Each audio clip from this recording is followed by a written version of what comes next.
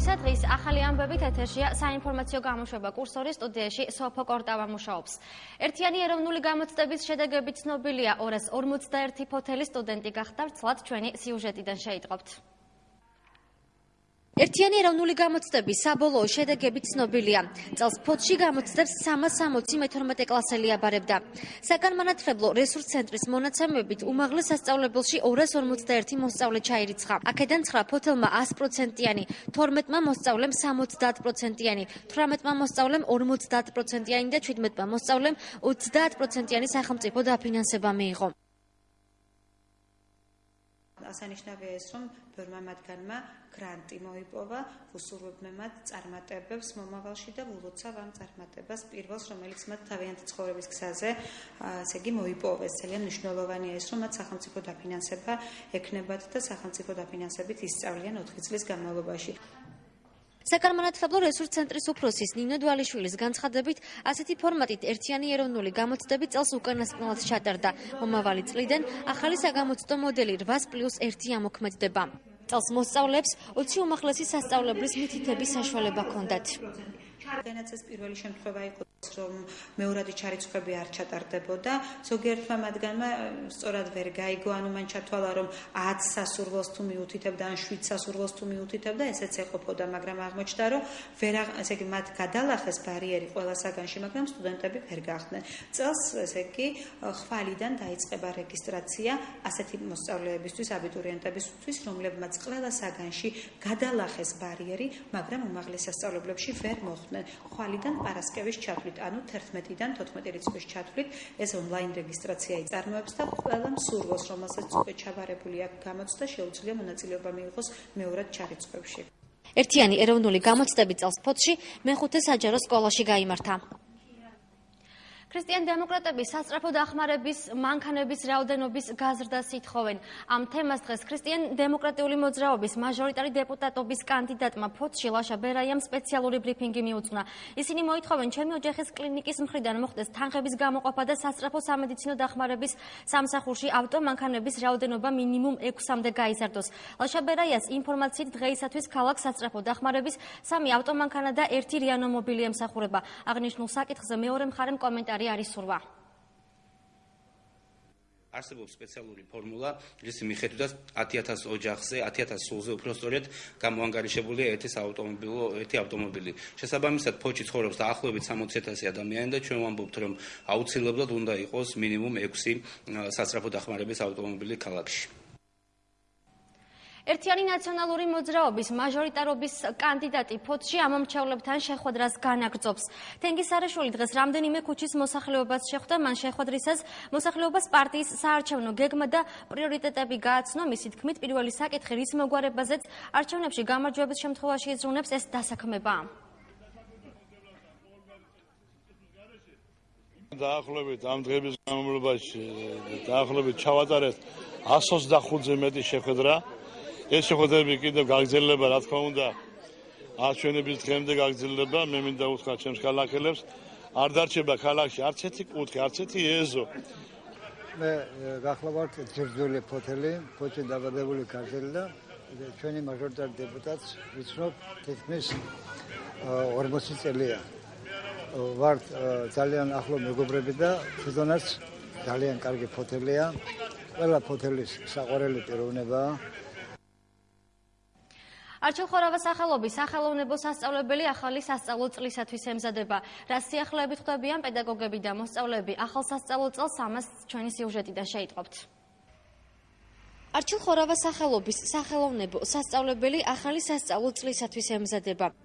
სასწავლებელში გარემონტ და საკონცერტო დარბაზი, მიმდინარეობს საბალეტო და მუსიკალური ლიტერატურის კლასების სარემონტო სამუშაოები. სასწავლებლის დირექტორის ლია ეჯიბიას თქმით, დაგეგმილია ფასადის მოპირკეთება. არჩილ ხორავას სახელობის სახელოვნებო სასწავლებელი მორიგ ახალ სეზონს ხდება სასწავლო წლის. წლევანდელი წელი უფრო ნაყოფიერია, წელს ჩვენ უკვე ვისაუბრეთ ამაზე, დარბაზი ძალიან ლამაზი, ღირსშესანიშნავი დარბაზი აქვს სასწავლებელს. ჩამოვიტანეთ ქვევით საბალეტო დასი, სადაც 80-მდე ბავშვი ღებულობს სწავლის პროცესს. არჩილ ხორავას სახელობის სახელოვნებო სასწავლებელში ახალი სეზონისათვის საბუთების მიღება დაწყებულია. მსურველებს შეუძლიათ ხელოვნების სხვადასხვა დარგი შეისწავლონ. ლია ეჯიბიას თქმით ჩამოყალიბდა ახალი 3 განყოფილება. ახალი სეზონიდან სასწავლებელში არსებულ განყოფილებებს სამხატვრო, გიტარისა და თანამედროვე ცეკვების ჯგუფები დაემატება. სამივე განყოფილების პედაგოგი არის სამხატვროცი ზურაბ ჩიქოვანი, იხსნება გიტარისტ-წრე, რომელიც ძალიან პოპულარულია დღევანდელ დროს, ბელა ქირია, ძალიან დიდი მოსწრების პედაგოგი და არის ლევან მაშავა, რომელიც ჯაზ მოდერნ შოუს განყოფილებას უხელმძღვანელებს. ეს არის ახალი მიმდინარეობა, ახალი შოუზე არის დამყარებული ცეკვებზე. ახალი სასწავლო წელი 17 სექტემბერს დაიწყება. ახლა კი წარმოგიდგენთ რეგიონულ მაუწყებელთა ასოციაციის მიერ მომზადებულ სიუჟეტებს. სასტუმრო რედისონში ესპანეთის ნაკრებმა ჟურნალისტების კითხვებს უპასუხა. იკერ კასილიასის განცხადებით, მათი გუნდი ბელორუსიისა და საფრანგეთის ნაკრებთან თამაშზეა კონცენტრირებული, თუმცა ხვალინდელი თამაშისათვის სერიოზულად ემზადება. ხავიერ ფერნანდესის თქმით, ესპანეთის ნაკრების თამაშის სტილი არ შეიცვლება და ფეხბურთელები ჩვეული ტაქტიკით იმოქმედებენ. ესპანეთის ეროვნული საფეხბურთო ნაკრების მწვრთნელმა საქართველოს ნაკრებს მზარდი გუნდი უწოდა. ვისენტე დელ ბოსკეს განცხადებით, ქართველი ფეხბურთელები სამომავლოდ კარგ ნაბიჯებს დგამენ. საქართველოს ესპანეთის თამაში ხვალ 21 საათსა და 20 წუთზე დინამოს სტადიონზე გაიმართება. Así que yo creo que poco ეს როლი როგორც მწვრთნელის ამ ყველაფერში არის უახლოეს აღმოხიაშვილი, აქედან გამომდინარე გარკვეული მონახაზი es clave en todo este engranaje de la selección. Estado pendientes o él quiere que estemos pendientes de los futbolistas.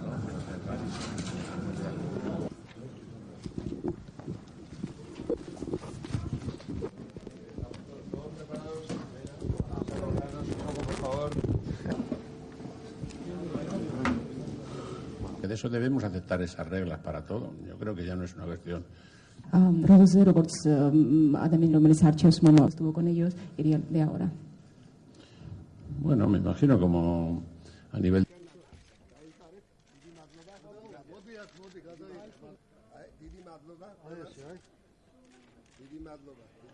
empezar ya გარკვეულწილად ჩვენი თამაშის სტილი და მანერა არ შეიძლება იქნება უცვლელი მსგავსი იმისა, როგორც ვითამაშით ევროპის თასზე.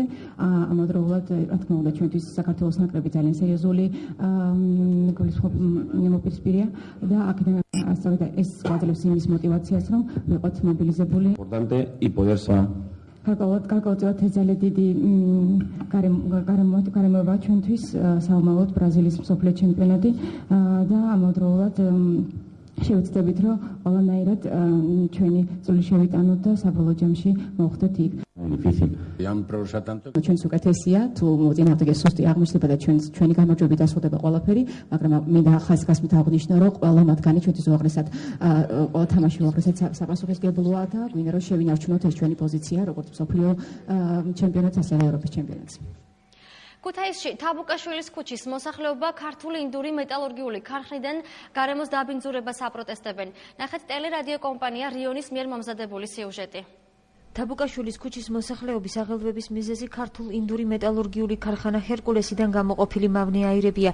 იქ მცხოვრებლები აცხადებენ, რომ ქარხანაში არ არის გასაფილტრი მოწყობილობა დამონტაჟებული, რის გამოც ატმოსფეროს დაბინძურება ხდება. აი გვიან ღამეთ, აი 12-ის მერე რა. იწყება ბურანი, ეს შავი საძაგელი კვამლი, ფანჯრებს ვეღარ გააგებ. ფანჯრი უნდა იყოს დაკეტილი სუყველი. ესე იგი ხდება 1-2-3 საათი მანძილზე. მერე წყლარდება. აი მე ვცხოვრობ აქედან 200 მეტრში. ძალიან ცუდი გარემოა. საშინელი ბურუსი იყო. საშინელი სიტუაცია. ხალხი იწამლება, თავბრუხოები, ღებინებები, მაღალი წნევები. ელემენტარულად სარეცხს ვერ ფენ. ქარხნის ხელმძღვანელობა მოსახლეობის ბრალდებებს უარყოფს და აცხადებს, რომ ჰერკულესში 2 თვის წინ ინდოეთიდან ჩამოტანილი 460 ცალი ფილტრი დააყენეს. იმის შემდეგ, რაც საუბარი დაიწყო, ჩვენთან უკვე სამჯერ იყო ბუნების დაცვის ლაბორატორია და გაშინჯა რა ხდება. სამივე დასკვნა წარმოდგენილია ყველგან, შეგიძლიათ კიდე დამატებით აიღოთ, რომ დაგაზიანება, დამტვერიანება იყო აქ სხვადასხვა წერტილებში აღებული და ნორმაზე თითქმის ნახევარია. ფილტრები დაგნებულია 460 ცალი ფილტრი, ინდოეთიდან ჩამოტანილი დაგნებულია. ეს ფილტრები პერიოდულად იცვლება, მუდმივი არაფერი არ არის.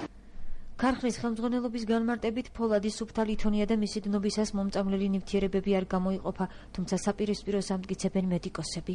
ფაბრიკა, ქარხნები, ლიტოფონის ქარხანა, მეტალურგიული ქარხანა, ესენი იწვევენ უფრო სასუნთქი გზების დაავადებას. კანცეროგენულ დაავადებებს იწვევს, კიბოს დაავადებებს და პროფესიულ დაავადებებს მიეკუთვნება ეს. მრავალკუთხედის გადამღების ჯგუფი შეეცადა ბუნებრივი რესურსების სააგენტოს წიაღის მართვის დეპარტამენტის ზედამხედველობის სამსახურში დაეზუსტებინა, შემოწმდა თუ არა ქარხანა და არის თუ არა გარემოზე ზემოქმედების ნებართვა გაცემული. აი გარემოზე ზემოქმედების ნებართვა თუ აქვს გაცემული, ვერ გეტყვით, რა გამიკონტროლებია ასე ზეპირად, ამით ჩემო საზრებით არის ფიქრობ, რომ შეიძლება ახმოდეს, მაგრამ თუ არ მივედით, არ მიზერა მოითხოვეთ და ეს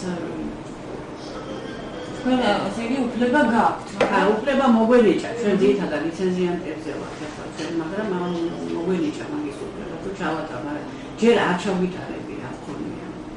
მაგ პრეცედენტი აღნიშნულ სამსახურს ჰერკულესში მონიტორინგი არ განუხორციელებია, ისინი ქარხანას უახლოეს ხანებში ესტუმრებიან და შესაბამის დასკვნასაც დადებენ, თუმცა მანამ მოსახლეობას იგივე გაუსაძლის პირობებში მოუწევს ცხოვრება.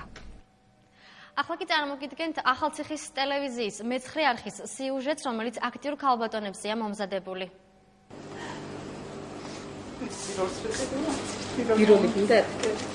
არუსიაკ ზაქარიანი ქალაქის ცენტრში ერთ-ერთ მინიმარკეტში მუშაობს. თავის დროზე ახალციხეში სომხური სკოლა დაამთავრა და საბუღალტრო კურსებზე ჩაირიცხა. თუმცა გარკვეული მიზეზების გამო სასწავლებელი ვეღარ დაამთავრა. ფიქრობს, ქართული განათლება რომ მიეღო საჯარო სამსახურში იქნებოდა. მის მსგავსად ახალციხეში ეთნიკური უმცირესობების წარმომადგენელი ქალბატონების დიდი ნაწილი ძირითადად მაღაზიებში და სილამაზის სალონებში მუშაობს. ამის ერთ-ერთი მიზეზად კი არუსიაკი ენის ბარიერს ასახელებს. თუმცა თვლის, რომ არა აქვს მნიშვნელობა რა სფერო იქნება. ყველა ქალს თავისი საქმე და მოსავალი უნდა გააჩნდეს. ყველა ქალს უნდა ქონდეს თავისი საქმე, თავისი სამსახური, თავისი ფული, ოჯახისთვისაც კაია და თავისთვისაც კაია. ჯერ რომ სახლიდან გამოდის, სახლში არ ჯდება და საზოგადოებაში გამოდის, რაღაცას გაიგებ, რაღაცას ისწავლი. უკვე მეხუთე წელია, რაც ჟანა ხაჩატურიანი ახალციხეში სილამაზის სალონში ქალთა და მამაკაცთა სტილისტად მუშაობს.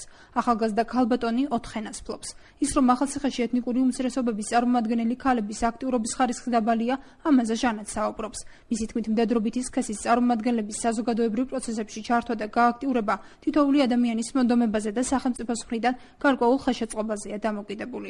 ქალების პასიურობის ერთ-ერთ მთავარ მიზეზად კი ჟანა ხაჩატურიანი გენდერული თანასწორობის მიმართ ძლიერი სქესის წარმომადგენლების დამოკიდებულებას მიიჩნევს. არის პრობლემა იმაში, რომ ძალიან დიდიენ რაოდენობის მოსახლეობა მაინც და მაინც არ იცის ქართული ენა და ასევე ცდილობს ისეთი რამ შეისწავლოს, რაც ცხოვრებაში გამოადგება. მამაკაცებზე ვიტყოდით, რომ ნამდვილად ასიავნეთ, თავიდან მეუღლეები სალონში იმუშავონ და მამაკაცებს აწვდით ეს ახესიანებს. მაგრამ არსებობს კატეგორია მამაკაცთა, რომელიც თანახმარიან და ამაში კომპლექსი არ აქვთ, არც ქართულობა აქვთ და ეს არის ძალიან ნორმალური. 31 წლის თინათინა კოფიენი ახალციხეში მცხოვრებ ეთნიკურად სომეხ ქალებს შორის ყველაზე წარმატებულია. მას სამხარეო ადმინისტრაციაში ადგილობრივ თვითმმართველობასა და სხვა ადმინისტრაციულ ორგანოებთან ურთიერთობის სამსახურის ხელმძღვანელის პოსტი უკავია. ამბობს, რომ ქალის წარმატების ერთ-ერთი ფაქტორი ოჯახის მხრიდან ხელშეწყობაა. ორი შვილის დედა მხოლოდ იმაზე წუხს, რომ შვილებთან დიდი დროის გატარებისათვის ვერ იცლის. თვლის, რომ საზოგადოებაში საკუთარი ადგილი დაიმკვიდრა და ამაში ხელი ოჯახთან ერთად შრომის მოყვარეობა მათ შეუწყო. შეიძლება ყველაფერი მიცე ბავშვს, მაგრამ როცა შენ ნაკლებად ატარებ დროს იმასთან, შესაბამისად სულიერი კავშირი უფრო და ბავშვს სხვანაირი ურთიერთობა აინტერესებს. მართალი არაფერი აკლიათ, მაგრამ ჩემთან ყოფნა ნამდვილად უფრო აკლიათ, ვიდრე ვთქვათ ოჯახში მყოფ დედა, ვთქვათ როგორი ყურადღება მიაქცევდა თავის შვილს. თინათინა კოფიანი ამბობს, რომ სომეხ ქალბატონებს გააქტიურებისაკენ მუდმივად მოუწოდებს, თუმცა შედეგზე საუბარი უჭირს. იგი მთავარ ხელშემშლელ ფაქტორად ენის ბარიერს ასახელებს. ის რომ ბოლო წლებში საზოგადოებრივ თუ პოლიტიკურ პროცესებში ქალების ჩართულობის გაზრდის ტენდენცია შეინიშნება, ამაზე გენდერის კვლევის მონაწილე ფატი მარტინენკო საუბრობს. თუმცა მისი თქმით, ქალთა თანასწორობის შესახებ პრობლემები კიდევ მრავლადაა. ჩვენ გამოვიკვლიეთ თუ რამდენად იყვნენ ქალები ჩართული, რამდენად ლიდერები იყვნენ ქალები საზოგადოებაში. მაგრამ აღმოჩნდა, რომ კი არიან ქალები დასაქმებული, მაგრამ როგორც ლიდერებად მაინც რჩებიან მამაკაცები. ესე რომ ამ ბოლო წლების ტენდენციას რაც შეეხება წინა წლებთან შედარებით, ტენდენცია ნამდვილად უფრო არის წინ მიიწევს, იმიტომ რომ ქალები უკვე თანდათან ერთვებიან საზოგადოებრივ საქმიანობაში და პროცენტულად ნაკლებად, მაგრამ მაინც არიან ლიდერები. გენდერის კვლევები აჩვენებს, რომ გასულ წლებთან შედარებით ახალციხეში ქალების გააქტიურება შეინიშნება. ძირითადად ხელმძღვანელ თანამდებობებზე ისინი საგანმანათლებლო სისტემაში და კულტურულ დაწესებულებებში არიან. რაც შეეხება ახალციხეს მუნიციპალიტეტის საკრებულოს 12 ქალიდან 2 ეთნიკურად სომეხია. თუმცა სპეციალისტების განცხადებით ქვეყანაში და კონკრეტულად სამცხე-ჯავახეთშიც ქალთა თანასწორობის კუთხით და მათი გააქტიურებისათვის კიდევ ბევრი ნაბიჯია გადასადგმელი. ეს იყო ჩემს ხელთ არსებული ბოლო ინფორმაცია. მე-9 ტალღის საინფორმაციო სამსახური ხვალამდე გემშვიდობებათ. გმადლობთ ყურადღებისთვის. ნახვამდის.